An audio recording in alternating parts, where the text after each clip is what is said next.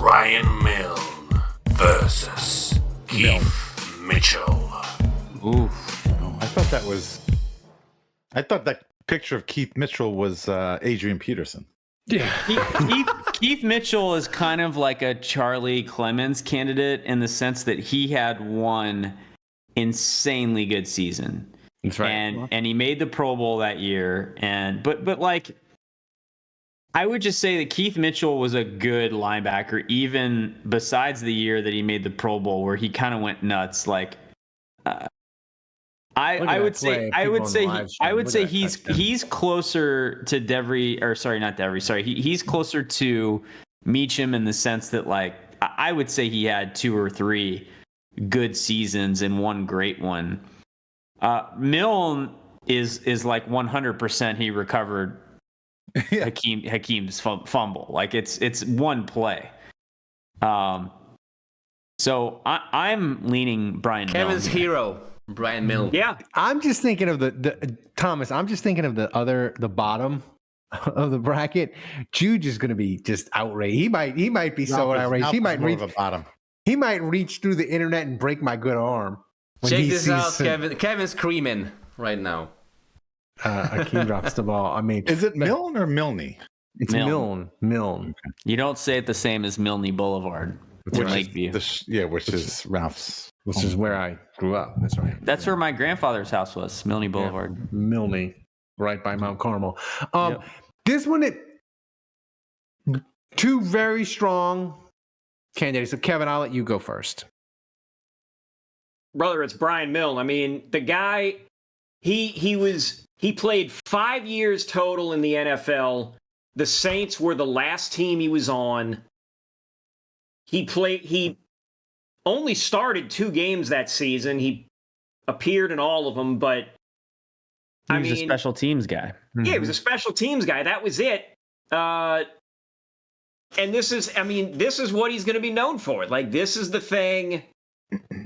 I mean, are we really surprised here that the guy who literally had a blog called Hakeem's Drop the Ball is picking Brian Milne? Yeah. I think your tagline was literally retelling the story of Brian Milne or something like that. Wasn't that your tagline? It was something about like riding for Brian Milne or Is whatever. it still? Is it still exist? I wonder if that still exists on Blogspot. It might. That'd be amazing. Dave, who are you voting for?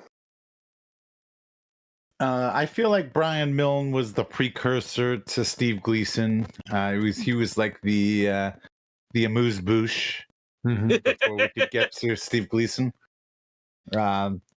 But it was great. Obviously, it predates me, but I understand the historical significance led to them winning their first playoff game. So I got to go with that. I mean, the thing I'll say, the difference I'll say between like Steve Gleason and Brian Milne, as far as just the football, is the Atlanta game. The vibe, it was the beginning of the game, but the vibes were good. We were all happy just that the Saints were back. The dome had this positive energy, and then Gleason took it to a whole other level, right, Andrew? Right before that, Brian Milne recovery, like the dome was about to like implode and like die. Like the Saints were crushing the Rams. It was like 28-10, and it was like, this is a party for 3.5 quarters, 3 quarters, and 10 minutes or 12 minutes or whatever. And the Rams were like rampaging back. The Saints had lost like 3 people in the secondary due to injuries, and it was like the Rams are going to get this ball, march down the field, score, and win this game. And the Saints are going to not only lose another playoff game, so they'll be 0-5 in the playoffs, but they'll have allowed this like maybe the greatest fourth quarter comeback in playoff history. It was incredible what the Rams did, and like boom, boom, boom. And it was just like, oh my God. And based on the Saints playoff history, I mean, we were completely panic. Yeah, panic we were station. like, we were like, this is happening. We're blowing this game somehow, and it's going to be horrific because this is what the Saints do. And then Brian Milne makes that play, and really, like, I will say this: it was less about Brian Milne and more about Hakeem. Oz Hakeem dropping that ball. You did that all the time, by the way. And for the record, the Saints did Oz Hakeem a solid, and they later gave him a contract for dropping that ball, which was the right thing to do. Right. But So when you say Saints legend, Hakeem, yeah, it's true. it's true. You know, Well, then he should be on this list. Then he should be. Hakeem should be. I agree. But I'm going with Milne. I'm sticking with Milne. We know Kevin is. We know he's biased. Yeah, biased. In 2005, Hakeem for the Saints, 34 catches, 489 yards, and 2 touchdowns. Yeah, he wasn't that bad. 20.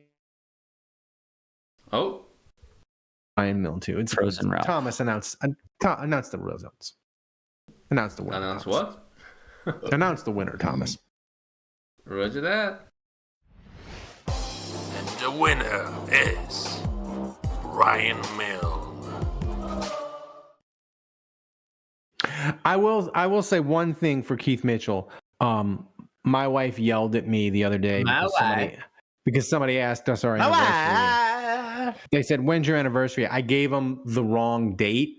But when Thomas was like, "I can't find any Keith Mitchell video," I was like, "Arizona, 2000, third quarter, he picks off a pass touchdown." That sounds like Six, yeah. Right.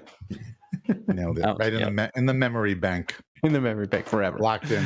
But I give Butteridge credit too. Butteridge, well, he let me know that like every like prime time highlight from Chris Berman and Tom Jackson is like cut up and on YouTube somewhere that you can just pull it. So yes.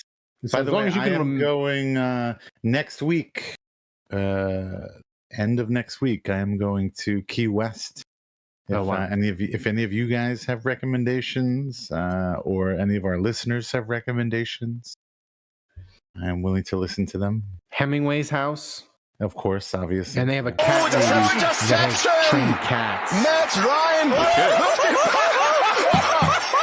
Write in vote for our very own Dave as a one-hit wonder in this bracket for his prediction of Kai replacing Loomis and Loomis wildly chewing gum and saying it was made up. That was very long. We should 28 points free. The new limit MVP. how long. Wow. Thanks for watching the Saints Happy Hour. Subscribe to our YouTube channel, then find us wherever you get your podcast, and finally go to saintshappyhour.com and become a patron of the best Saints podcast on earth.